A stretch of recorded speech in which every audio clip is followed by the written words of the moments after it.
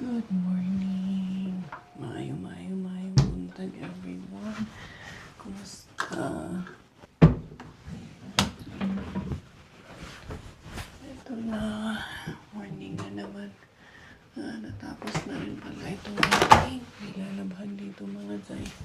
Kumusta kayo in the morning? Ayan, maaga ako for today's video mga Zay. Alas 5 pa lang dahil mag-aayos tayo. Dahil today is that yung aking final interview kay Tita Mel Chanco sa GMA. So, ang aking call time is alas 6. So, right now is alas 5 na umaga. So, kailangan ko nang mag-ayos ng sarili ko mga Zay. Kaya ito, samahan niyo ako. Get ready with Inday Karya.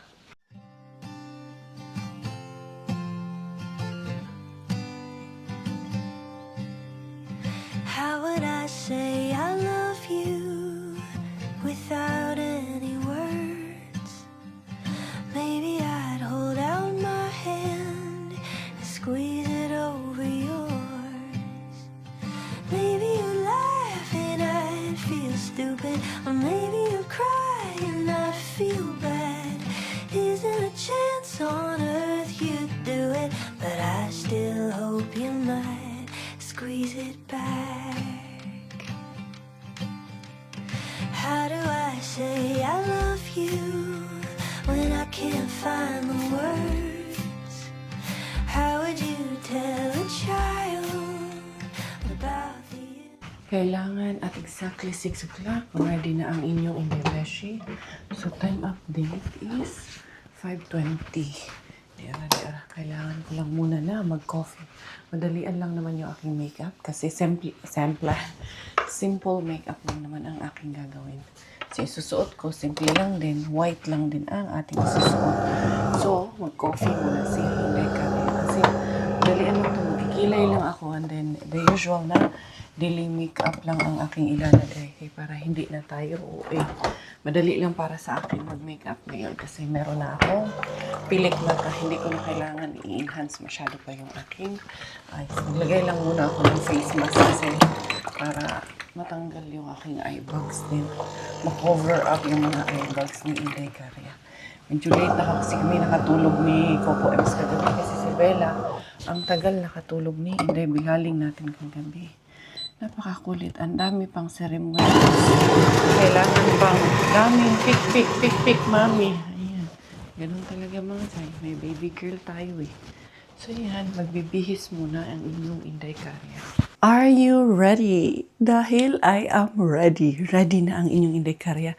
Ito lang ang aking outfitan for today's video mga Zay. Ayan lang. For my final interview with GMA.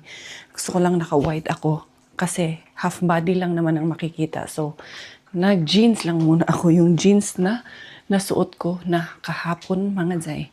So, I'm just waiting for the link. I am on time for the call time. So, ready ang inyong Inday Karya. All of this will be open. Yung ating mga lights soon. And then, yung aking palang patungan dito. And then, patungan ng cellphone. Ito palang aking background.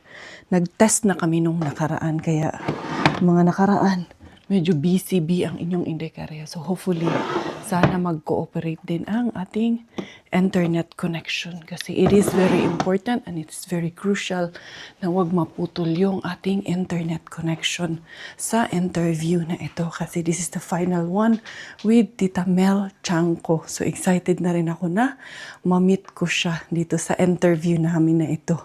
So, kukunin ko lang yung aking upuan dun sa CR. Kayo na aking papatungan kasi nga yung nabili ko na tripod para sa cellphone is nakahiga. So patayo man yung aming interview. Tingnan nyo, nagsampay pa ako naglaba pa ako ng mga kumot kagabi. So dito ko na sinampay. Ayan mga Zay, nandito nga yung iba. Sa sauna ko lang talaga yun siya sinasampay mga Zay. Mainit dito sa sauna. Nagmumuk up ako, pinagpawisan ako. So simple lang ang ating look. Yan, tama lang yung aking lipstick. Hindi naman masyadong parang nude champagne lang ang color ng ating lipstick. Diyan ko yan ilalagay mga Zay kasi dito ako mag-interview. So, gusto ko yung Parang gusto ko yung interview ko na nandun din yung channel ko ba, makukuha din yung channel ko. Siyempre isali ko na yung channel ko, alangan naman sa dugdili. There you go everyone, ready na ang inyong Inday Karya. Cellphone lang naman ang aking gagamitin. Ayan na po ang aking itsura pack. Kailangan makita ko rin yung sarili ko kung okay ba tayo mga Zay. Siyempre no, kailangan presentable tayo kaya makikita tayo ng buong worldwide, buong universe. Charot. Dali lang. Kasi itong ko, kailangan ready yung aking charger kasi hindi ako pwedeng malubat mga Zay. Bawal tayo malubat sa pagkakataong ito. Kailangan full charge ang ating telepono. Ayan, kasi medyo mahaba-haba. 6:00, magti-testing kami. It's already 6. Waiting na lang ako sa kanila. Nag-message na ako that I'm ready. And then, ang interview talaga is 9:00 pa. So, 2 hours ahead kasi nga, yung mga technicalities, baka magkaroon tayo ng error. So, at least, may backup time tayo. Which is, I understand kasi nasubukan ko rin naman na mag-taping with GMA. At ganun talaga, normally ang kanilang call time. Medyo, pag-taping nga, sobrang advance ang kanilang call time. So, I think I'm good here. Ito yung background ko. I think. Pero depende pa rin sa kanila. Sa kanila pa rin yung last call later on kung anong sasabihin ng ating production team ng GMA. Pero ako, last time dito man ako sa sofa nakaupo. Pero ang ko kasi is yung ating tawag nito, yung ating cord para sa ating charger. Tapos syempre, ihahanda ko yung tissue mga Zay. Kaya hindi ko maipapangako na I will always be happy sa interview na to. Baka magkaiyakan. So, mas maigi nang handa tayo ng madaming tissue. Baka nga gusto ko ilagay dyan yung kumot ko na charot-charot. Charot-charot lang ay. Saan pala natin ito mga Zay? Hindi ko pwedeng buksan yung bintana, yung pintuan. Kasi baka magising yung aso ng kapitbahay. Mabulabog tayo, maingay mga Zay. Hindi pwedeng may init kaya buti na lang sa Robert dyan. Sabi ko sa kanya, ito pala may microphone pala ako. Sabi ko sa kanya, pag si Bella at si Miggy nagising, si Miggy alam naman na ni Miggy na may interview ako na hindi dapat tahimik lang siya. Si Bella ang problema namin. Kaya sabi ko sa kanya, pag nagising si Bella, alalay agad kay na mabulilyaso taani.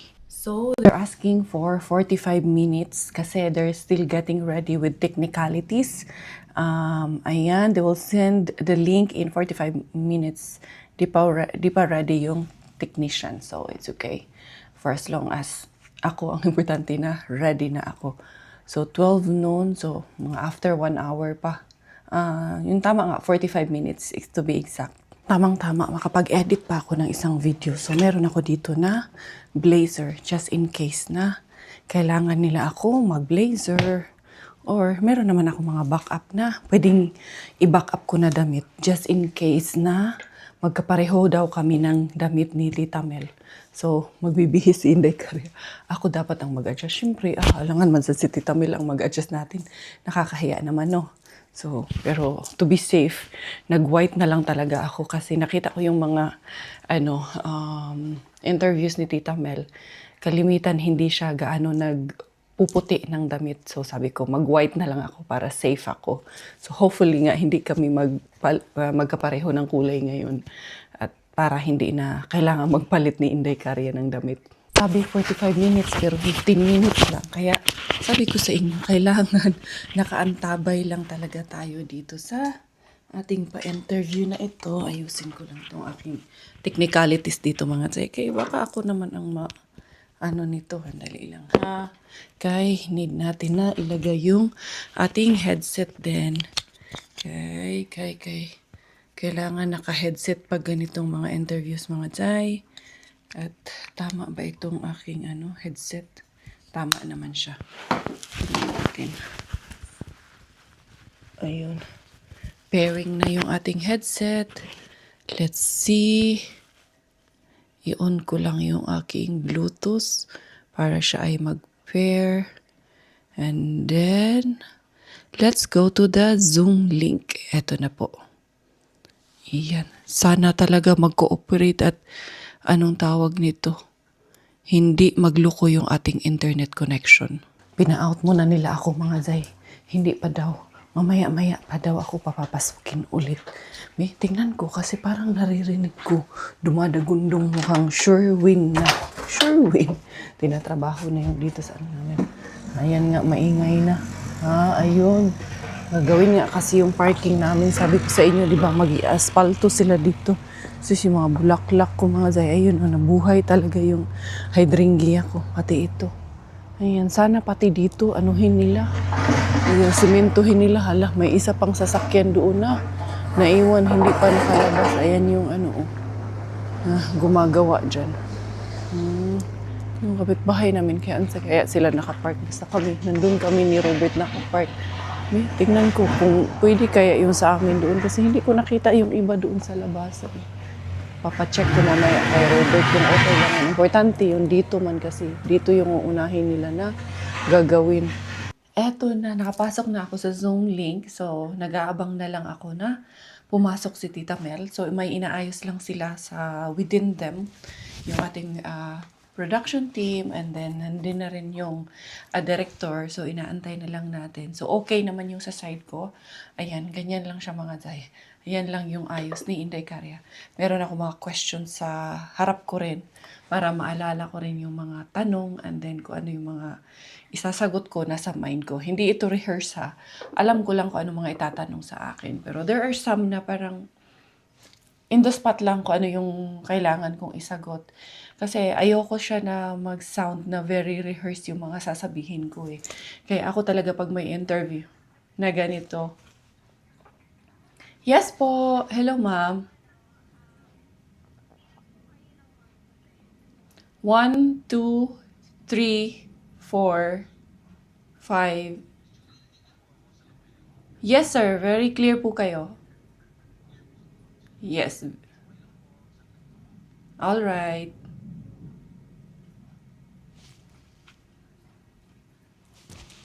So, ayan. Minute ko muna sila. Hindi nyo maririnig kasi naka-headset kasi ako mga Zay. Kaya, very clear naman sila. Thank you, Lord. Wait. Yes, sir. Very clear pa rin po. Yes, very clear. Yes. Very clear. Yes, thank you. All right. All right, sir. Thank you. So, ayun. Okay, noted po. Okay, see you. So, ayan, standby na ako. Hindi ko nagagalawin. Naka-on na yan. Para pag tinawag nila ako, naka-headset ako, ready na agad ako. Kasi standby na lang tayo para tawagin at para sa interview. Yun nga lang, ifa-flash ko na lang yung mga questions and then kung ano yung magiging sagot ko kay Tita Mel doon sa mga questions. Kasi may kopya naman ako ng mga questions na ibibigay niya sa akin. So, yun. I want to ask for a moment kay Lord na sana gabayan niya ako. Sana masasagot ko kung ano yung nasa puso ko, yung mga tanong na ibibigay sa akin. At sana gabayan niya ako dito. At sana maka-inspire ako ng maraming viewers ng GMA. And of course, yung viewers ko na rin. Sana ma-inspire ko po kayong lahat dito sa life story ko na ito. Hindi ko to inakala na mangyayari ito sa buhay ko na maisasadula yung kwento ng buhay ni Inday Karya. So yun, thank you so much sa lahat po sa inyo na nag-aabang na maipalabas ito. And yun nga, ito na yung final interview ko with Tita Mel. Ito na talaga yun. There's no more turning back. And then, yun, I just wish myself a best of luck. And I know that I can do this one. It's not my first time, pero this is also something big for me. Hindi lang ito yung big na nangyari, pero ito yung isa sa mga bagay na, yun, winish ko rin. Not because gusto kong magpasikat or kung ano yung sinasabi ng iba, but because gusto kong magbigay ng inspirasyon, lalong-lalo na sa maraming kabataan na katulad ko na nakaranas ng pang-aabuso. Yun lang po ang tangi kong tangi kong layunin dito sa kwento na to. And of course, also, gusto kong sabihin sa inyo, ngayon, maikukwento ko na lang, isi-share ko na lang kung ano yung mga nangyari sa akin. But that doesn't mean na I still have the grudges in my heart. Wala na po, nagpatawad na po ako. So, this is just parang to bring hope and inspiration lang po talaga para sa lahat ng ating mga viewers. Tapos na ang hindi pa kami tapos mag-interview, ang pa-audio test at yung pa-video test. Okay na yung framing, yung angulo para sa ating interview. Okay na.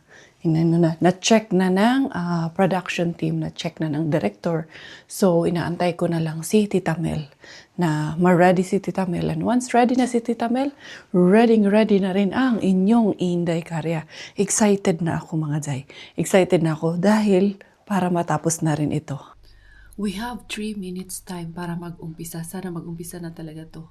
6 a.m. ang call time and then now it's 9:30 daw kami magi-start yung Zoom. So, yung Zoom kasi gumawa kami ng another link na naman kasi magi-expire siya after 40 minutes. Ganun kasi po talaga yun. So, yun, just be patient. Ganun talaga. As in, nung nasa Pilipinas nga kami, ang call time namin is 11:00 ng umaga. Tapos yung shoot mag-uumpisa 5:00 ng hapon. So, ganun po talaga. Just making sure yung production team that everyone is ready, everyone is available. Tapos lahat ng needs nila kakailanganin para sa bawat participants or cast ay talaga, mahanda na talaga. So, naranasan ko na rin po ito nung kay Ma'am Jessica Soho, nung pinalabas kami ni Kuya nung December. As in, 10 o'clock in the morning, nasa Baclaran na po kami. Pero yung shoot namin nag-umpisa, 5:00 na po ng hapon. So, ganun po talaga. Kailangan mo lang talagang maging mahaba yung pasensya talaga na baon. Siyempre, binabayaran man yung mga artista, no? Kaya, ganun talaga yung trabaho nila. Kaya sila may mga artista van, kasi sa van nila sila mga natutulog, doon sila nagpapahinga, habang inaantay yung shooting talaga na mangyari. And then also, minsan, out of town sila lagi. Especially, depende kasi kung nasaan yung location ng mga shoots nila. Kaya, mas prefer nila yun. Mas komportable kasi sila. Siyempre, mas nakakahiga sila. Although, may provide naman yan sila na transportation ang GMA. Like yung kami, sinundo kami sa bahay. And then, inihatid din kami sa bahay ng van din. And then yun, kung gusto mong matulog sa van, matulog ka kung gusto mo. Basta nandun lang kami. And then, provided din yung meals nila. So, ang galing lang. Hindi pa rin kami nakapag-umpisa. At gising na ito. Dadalhin lang ni Robert sa playground. Kaya kailangan namin na tahimik yung aking background dito mga Jay. Ang love, mommy. You're going to Where do you go with daddy? Dito kayo playground ni daddy? Okay. Ay, eto na. Julie, tell us about your family background. So, ganito po yun, Tita Mel.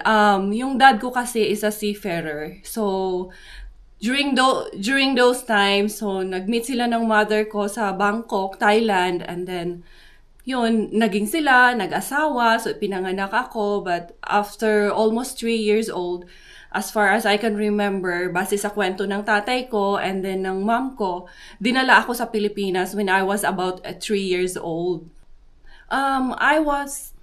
Nasa Bangkok po ako. Doon po ako pinanganak sa Thailand. And then, from birth up to 3 years, nasa puder po ako ng biological mother ko.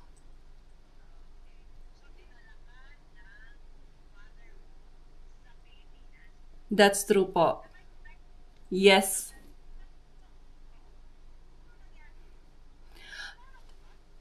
Wala akong maalala, Tita Mel. However, base po sa kwento ng dad ko and then ng mom ko nung nagkita na po kami, dinala po ako ng father ko sa Pilipinas kasi meron po siyang nakilalang ibang babae and then nagpakasal siya doon sa Filipina na nakilala niya. Kaya kinuha niya ako sa Thailand without the consent of my biological mother.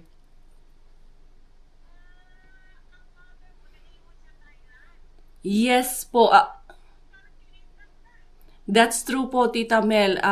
Parang gano'n na nga po yung nangyari na parang kinidnap ako ng tatay ko kasi walang consent ng biological mother ko na dadalhin niya ako sa Thailand. But according to my mother's story nung nag-meet na kami, sabi niya sa akin, alam niya na sa Pilipinas ako dadalhin ng tatay ko. Kasi alam niya rin na my father had an affair with another woman in the Philippines. Sa kanila na po ako lumaki since 3 years old ako hanggang sa up to about 18 years old po ako. Hindi ko exactly maalala nung pagdating ko talaga sa Pilipinas because I was too young. But then, I have a stepbrother. May anak yung stepmother ko. I have a stepbrother and a stepsister. And then later on, nagkaanak din sila ng dad ko ng 2 babae. So, meron din akong 2 younger sisters, half-sisters, sa side ng Filipina stepmother ko at ng dad ko. Growing up po, it was really so sad. Kasi I grew up knowing na hindi talaga siya yung biological mother ko. Parang finid in nas nila sa isip ko na like almost every day sasabihin nila sa akin na putok ka sa buho, hindi kita anak, yung nanay mo, pokpok, yung nabubuli ka nung mga people around you, yung kinoconsider ko na mga family ko, like mga pinsan, like yung mga kalaro ko, parang everyday nafe-feed sa akin na hindi ako anak ng kinikilala kong nanay. Tita Mel, that's correct.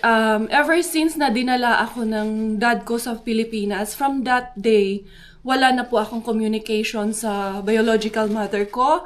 Wala akong maalala na kung ano yung itsura niya, walang pictures at all. Ang alam ko is sinunog ng stepmother ko, according to my, yung kapatid ng stepmother ko. Sinunog yung lahat ng alaala ng biological mother ko na meron sana dapat ako. Ilang taong ka, Julie, nang una kang nagkanobyo? I was 17 years old po, Tita Mel. Siya ba yung dahilan kaya ka tuluyang nakatakas sa abusive stepbrother mo? Yes po, Tita Mel. Parang somehow siya yung naging getaway ko na makawala ako sa bangungot na meron ako na kinalakihan ko. Kasi growing up, I was physically, emotionally, mentally abused po talaga ako. So parang yun yung araw kasi na naglayas ako, Tita Mel.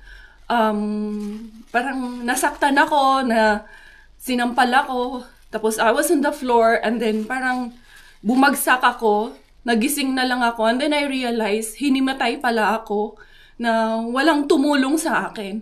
So that day, parang I decided na kailangan kong umalis. Otherwise, worse can happen. Hindi pa rin nila ako tutulungan. Nagsama ba kayo ng first boyfriend mo? Yes po, Tita Mel. Nagsama po kami ng mga ilang taon. And then hanggang sa magkaroon na po kami ng anak. Ano ang na-discover mo tungkol sa kanyang pagkatao? Nung una po, Tita Mel, talagang maayos po. Siyempre, nandun sa na naniligaw po siya sa akin. So, parang lagi niya akong dinidala sa simbahan. Pero by that time, na nagsama na po kami. And then, parang doon na po unti-unting lumalabas yung ugali. And then, parang I would say na scam po ako. Kasi ang sabi niya sa akin, he was graduating na siya ng engineering, tapos nalaman ko, hindi pa pala siya natapos ng high school, and then, sobrang lumabas na po yung sobrang pagkasiloso, hanggang sa nasasaktan niya na po ako, and then, hanggang sa natututukan na po ako ng barel, and then, kutsilyo, yung mga ganong bagay po. During that time po, nag-communicate na kami. Nung umalis ako sa amin, nag-communicate naman ako sa father ko, sa dad ko. And I told dad everything ko, ano yung nangyari sa akin, paano ako trinato nung stepmother ko. Unfortunately, hindi ko sinabi sa dad ko yung sexual abuse na ginawa sa akin ng stepbrother ko at ng lolo ko. Kasi natakot ako na baka iwanan niya yung stepmother ko. And then, iniisip ko, paano yung future nung 2 kong nakakabatang kapatid if iwanan niya yung stepmother ko. Bakit mo naisipang mag-work naman sa abroad? Naisipan ko na magtrabaho abroad dahil meron na po akong sarili kong anak. So, parang gusto ko rin na mabigyan ng magandang future yung anak ko. Parang ayoko na madanas ng anak ko kung ano yung mga hirap na pinagdaanan ko habang lumalaki ako. So, it was mainly yung future ng anak ko yung iniisip ko po. During that time po na nag-abroad na po ako, pumunta ako ng United Arab Emirates, specifically in Abu Dhabi. Iniwan ko po yung anak ko doon sa in-laws ko, doon sa biyenan ko. Kasi alam ko po na mas maaalagaan siya doon. At nakita ko rin naman po na sobrang mahal nila yung anak ko. And then, at the same time, nandun pa rin naman po siya sa puder ng tatay niya. Habang ako ay nasa ibang bansa at nagtatrabaho para sa kinabukasan niya. Actually, Tita Mel, nabuhayan ako ng loob na hanapin yung biological mother ko. Marami ng questions na coming into my mind. Kasi po, there was a point in my life, I think I was about 9 years old, na napapanaginipan ko po yung biological mother ko. Pero sa panaginip ko, nakikita ko siya, pero blurred yung kanyang mukha. Tapos, naglalakad siya palayo sa akin. Para niya akong tinawag na, my child, my baby, parang come here. Yun po yung laging pumapasok sa panaginip ko. Noong una po, parang ayaw ng dad ko na parang he was so negative na parang hindi mo na siya makikita, hindi ko alam nasaan na siya ngayon. Wala na akong idea kung anong address niya dahil palipat-lipat yung nanay mo ng address. So parang ayaw niya na makita ko yung biological mother ko. Nung una, yes.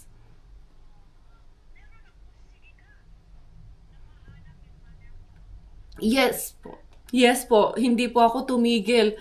I had been always praying po, like ever since nung simula akong nananaginip dun sa biological mother ko.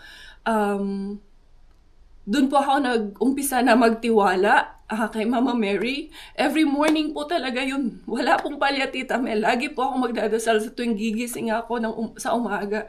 Sasabihin ko, I know deep in my heart na someday gigising ako, nandyan na yung nanay ko, makikita ko siya one morning. And then, nag-post ako sa internet, like, nag-post ako sa Facebook.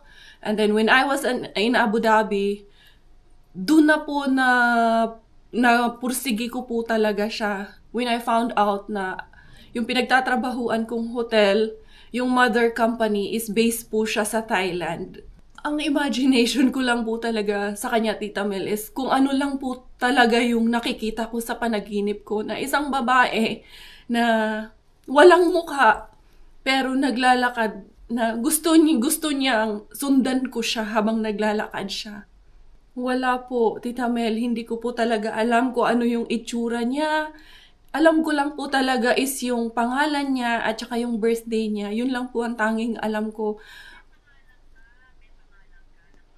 Yes po, based on my birth certificate po, which is also kasama din po dun sa sinunog. There was one time lang po kasi namin na pag-usapan ng dad ko. So, I was asking my dad na I would like to, look for my mom.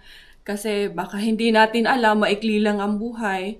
So, bago man lang isa sa amin yung mawala sa mundo na ito, gusto ko lang makilala siya. Pero yun nga, si dad nga is parang ini-stop niya na ako doon. Parang hindi mo siya kailangang makilala, hindi mo siya mahahanap, mahihirapan ka. Ang Thailand ay hindi katulad dito sa Pilipinas na madaling hanapin kung sino yung hinahanap nyo. So, parang naramdaman ko po from my dad na ayaw niya na mahanap ko yung biological mother ko. So, nag-stop na po ako doon sa kanya. Yeah, I met Robert, which is my husband right now. I met him in Abu Dhabi. Parang very random lang po. Wala kaming common friends nung magkakilala kami. And then, yun, nagtanong siya kung may boyfriend ako. Sabi ko sa kanya, wala akong boyfriend, pero meron ako 6 years old na anak. So, yun, tanggap niya naman daw. Wala naman daw problema sa kanya na meron na akong anak. And then, yun, nagpursige siya manligaw. Hanggang sa naging kami po, Tita Mel. And I was so blessed with a very good man naman po. Yes po, nagpakasal po kami sa Abu Dhabi. Kwento mo sa amin nung nalaman mo na may cancer ang daddy mo. Yes, Tita Mel, grabe yung time na yon na nalaman ko na may cancer si Dad. I was so devastated. Maalala ko, hindi ako makatulog ng buong gabi noon. At 4 o'clock in the morning, lumabas ako sa isang petrol station sa Abu Dhabi. Bumaba ako dun sa building na saan ako nakatira, sa isang apartment. And then, kaya pala ako hindi makatulog. May premonitions na pala yun. And then I received a message from the Philippines na yun nga, nasa ospital yung dad ko.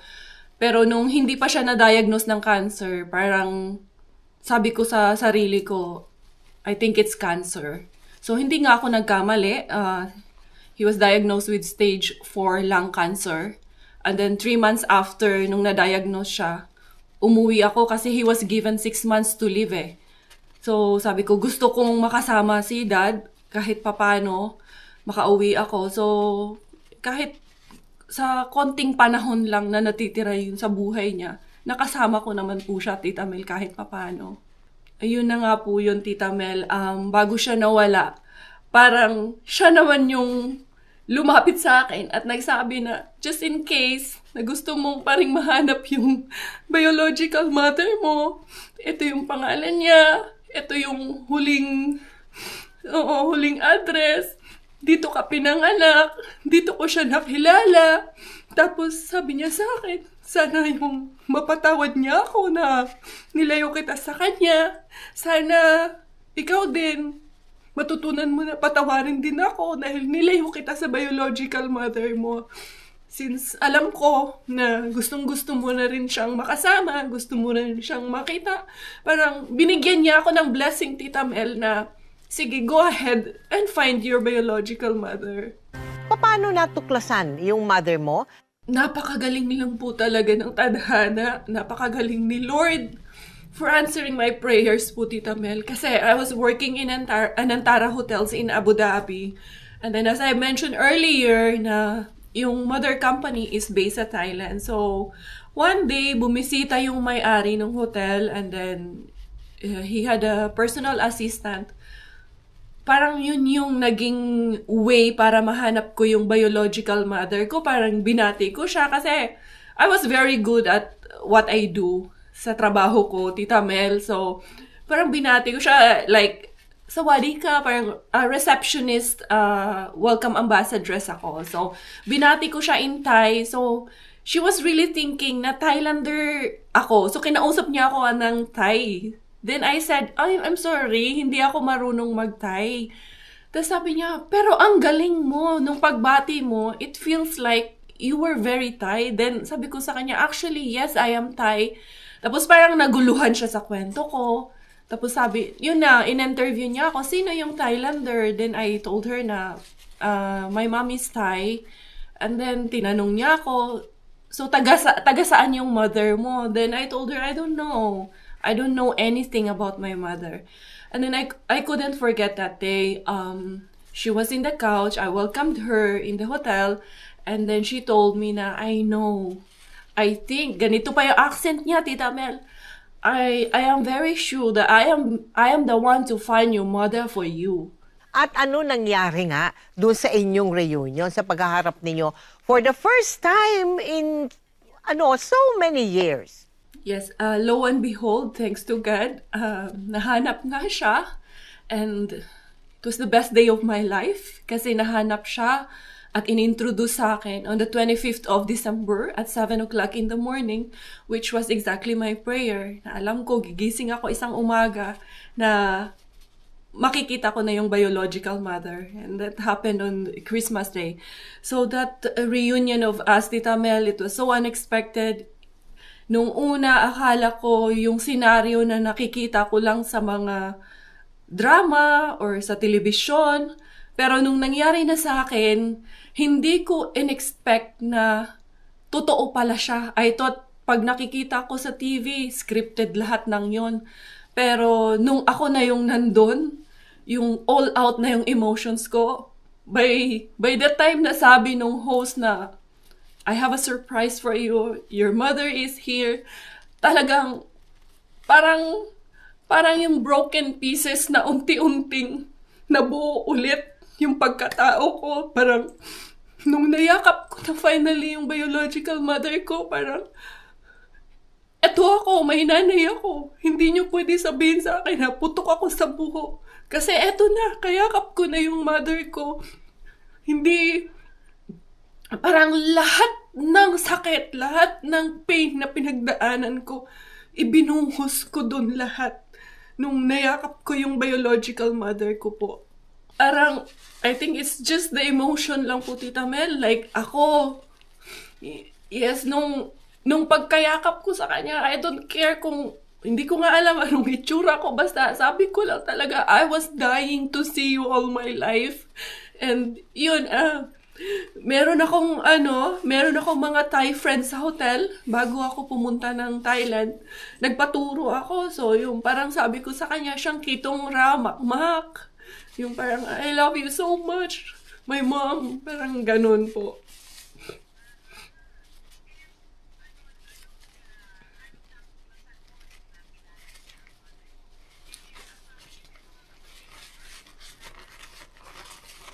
Yes po, I found out na meron akong 3 younger sisters and then meron po akong isang brother.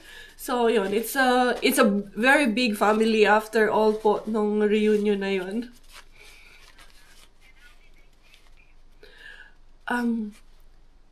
Yun yung pinakamagandang nangyari, Tita Mel, kasi hindi ako stranger sa kanilang lahat. Everyone knows that I existed. Everyone knows na may isang Julie silang kapamilya na hinahanap nilang lahat. Sobra po. Yung mga nakakabata kong kapatid, parang they're treating me like I am the youngest sa magkakapatid. Kasi lahat sila, like, even up to today, Tita Mel, ang tawag nila sa akin is yung biological mother ko. Up to today, baby pa rin po ang tinatawag niya sa akin. But of course, I do understand. Hinahayaan ko siya. I do understand her kasi baby pa ako nung nawalay ako sa kanya eh. Nasira ang mock-up inday kaya. Ay, pinaiyak ako ni Tita Mel. But okay na. Tapos na kami. Ganun lang. Mga isang oras din. Si Robert, hanapin namin. I'm done. Did you hear? Huh? You were there? You're proud of me? I woke up at 9. And then you didn't come out? You're proud of mommy? Dali na. Love kayo na ako mga anak ko eh. Love the mommy? Why? What happened? Huh? Why? My kukoy. What happened, my kukoy? Saan mo niya ako anak kiss? This is pogi. You know, Bella and Daddy went to the park? Let's go find them. They're just there because if Bella will be here, she will make lots of noise and it's not nice for the interview. Bella's here? Yeah, that's why Daddy went to take her out. So, or I will just call Daddy where he is and let's go find him. Buksan ko na nga tong ano ko. Itong setup ko dito mga Ziopac. So yun, thanks God. Okay naman na lahat at tapos na. So, yun. Napakabait ni Tita Mel. Yun nga lang, hindi ko ma-record kasi hindi ko naman siya nakita eh. Voice lang po yung naririnig ko. Ako lang yung nakikita nila. And then, yun, sabi niya, nag-iyakan na daw doon sa studio. Sige lang. Hayaan na lang natin yun. Diara. Ay, okay na po lahat. Finally, natapos ko rin na po ang project na ito. And then, saan tayo? Next is, wala na akong mahaharbat ngayon sa main bin. Kay, late na pick up na yun sa main bin. Pero baka mamaya na lang tayo mahaharbat mga Zay, ha? Nandito na kayo? Where did you go, my kicking? Ha? Where's the one? You want to the finger? Oh, you miss mommy? Naman? Very pretty man, my po. Kumusta? Ayos man? Ayos naman, pero naka-standby pa rin ako kasi baka daw may ipapaulit. Gagawin ulit. Tini-check pa nila yung buong interview tsaka yung audio. Kasi, minsan kasi nagka-crack yung audio eh. Kaya hindi pa rin ako tapos. No? Pak, hindi ka rin. Unsa naman akong dagwayan eh. Basa na yung kilikili ko pa naman. Ay. Sorry. Unsa. Where did you go? Where did you guys go? Remove your shoes. Remove. Very good. Anak, alam mo, para kang hinipan. Ang bilis mo na namang lumaki. Tingnan mo, igsi na naman yung ano mo. Pants mo, kailan lang binili yan? Nung May ko lang yan binili. Huh? Where did you go? You play in the playground with Daddy? Yee! Yung king. Hindi lang, mag-milk na ikaw. Ihaw tayo. Sige. Lalarga kami mga Zay na aking mga anak. Kasi grabe kainit mga Zay. Naano ako dito sa loob ng bahay. Sabi ko, tara, lalabas tayo. Magbihis kayo. Kaya grabe ang init ng panahon. Dadalhin ko siguro mag-ice cream. No, not there, anak. Can we pass there na? Okay, we pass by there na. Kala ko may ano pa. Nagtatrabaho pa dyan. Wala na pala. Kaya sabi ko, magsipagbihis kayo. Lalarga tayo. Magagala tayong tatlo. Kaya ni pwede. Grabe, ang basaan ng pawis. Gusto kong matulog sana. Magpahinga kaya ang aga kong nagising kanina. Alas 5. Tapos, anong tawag niyan? Antok late na kasi ako nakatulog kagabi din. But then, it's okay. It's alright. That's the case. Oh, no cars. Where's the mommy car? Where? Asa naman ang car ni mommy? Wagtang naman ang car ni mommy. Huh? Where are we going? We go by... Asa tama ato mo? By taog ice cream. Mag-ice cream daw kami. Huh? Yeah. That's what I promised, right? We will go for ice cream. We will go out for ice cream. Huh? You go singing, go dance. What? You go singing. Go swimming? We will go swimming? No, we will not go swimming. We will just go outside. Sugar. No excavator. Huh? Let's go to Oh, careful when you're walking. Because your knees. Ma-hurt yung knees mo. Okay, Bea? Say yes po, Mommy. Bea, say yes po, Mommy. Bella, listen to Mommy. Yes po, Mommy. Yes, mommy, puppy. Yes. Kuya Miggy, Mommy. Say Kuya Miggy. Kuya. Say Kuya. Call Kuya. Where's Kuya? Oh, call Kuya. Kuya Miggy. Who's that? Yeah, Mickey. Yes, Kuya Miggy. Not Miggy lang ha. Kuya Miggy. Mabuti na lang pinalipat ko kay Robert yung sasakyan niya. Kaya nandito okay lang daw. Sabi nung ano kanina, yung tatrabaho dito. Pero sabi ko kay Robert, ilipat muna kaysa madisgrasya pa tayo. Anyway, andun yung sasakyan namin sa gilid eh. Let's go. Tara. Dera, napunta kami dito mga Tusulan Yarbi or Tusulan River. Ayan. Pero wala mang place kung saan kami pwedeng tumambay. Parang museum man siya din. Parang sarado din siya. May umalis na doon ng mga tao. Ayun, may toilet. And then, ano kaya itong meron dito mga dyan? I think meron doon pwede pumasok, Gi? Or magtanong tayo dito. Stay there for Bella first. Okay, Bella is there. Sleeping kasi si Bella mga dyan. Dali ha. Parang private ata to. Grabe talaga yung mga Finn. Napakabait talaga ng mga Finn mga day. In general, very sila ng mga tao. Yung tahimik. Hindi sila makwento.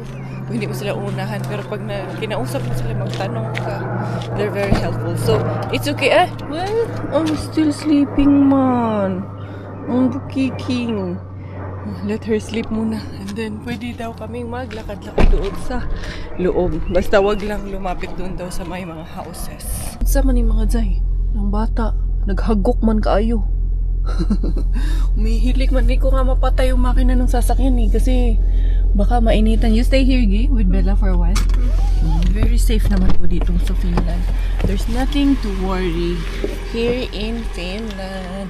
Ay, alam niyo mga Zay, yung fionis nila dito. Tignan nyo. Kakaiba yung fionis nila dito. Iba't ibang kulay.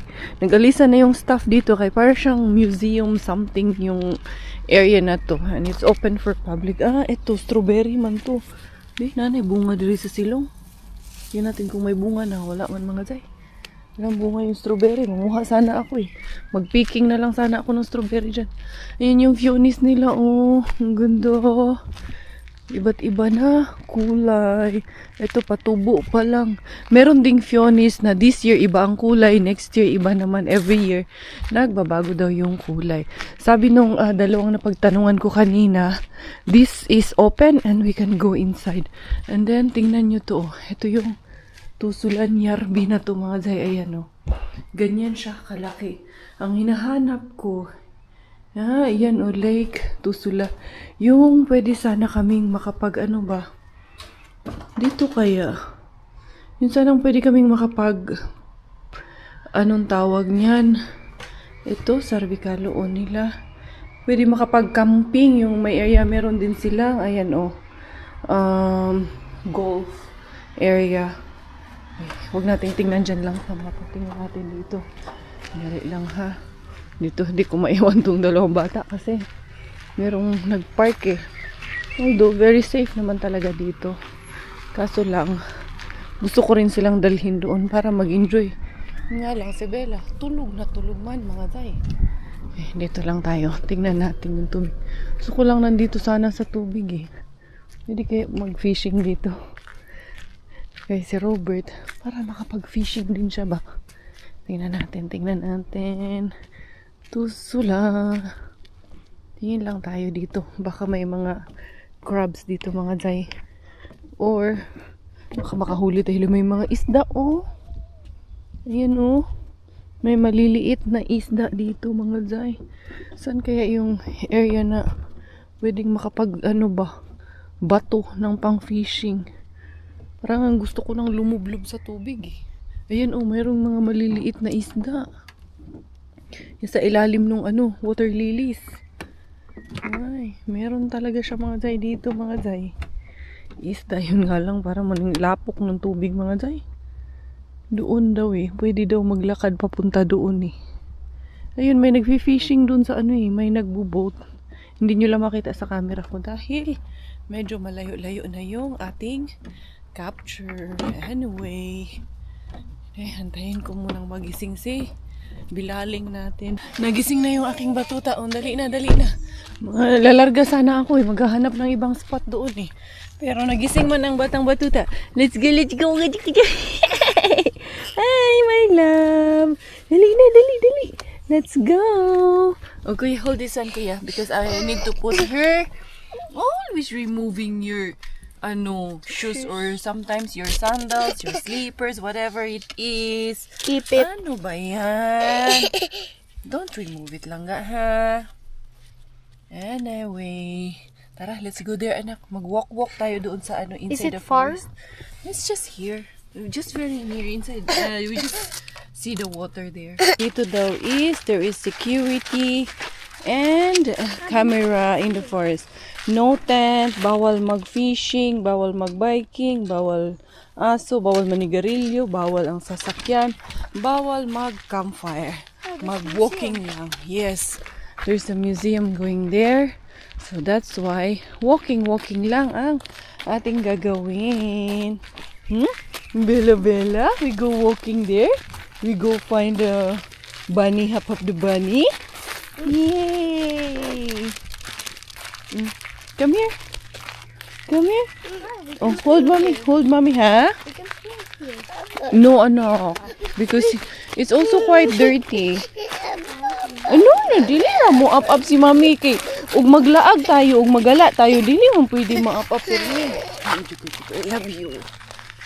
Bagong gising eh. Ma-up yun si mami ani.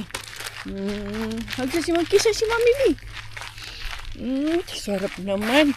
Ang kiss lang bayad ni mami now. Bayad lang kiss ni mami. Uy, what is that? The tree fell. Look at that, it fell. I think that's Bosari. No, it's not, anak. We are near Yarbin pa. Bosari is very far from here. It's 1 hour. Yes, the tree fell. There's berries already. Kahit dun sa harap ng bahay namin. Kanina pumunta ako dun. Meron ng blueberries. Nag-uwi nga ako. Kumain nga si Bella. Kumuha ako na isang sanga. This is the museum. Kuya. Oo, I've seen this in the brochure. Look at that, but it's closed. Ha? Dili up si Mami Langga kay very heavy man lang. Kuya, up Bella kuya. Go kuya. Up. Go kuya Migi up. Kay heavy man ikaw. Up si kuya, up ni kuya. Laban ka ni kuya. Ako na nga kuya, wawa. I don't know how to carry her. Okay, properly. put her down. Okay, up. Ay, huwag maalagan. Ganito talaga. Kay, wala pa sa wish you. But we cannot get inside because it's already closed.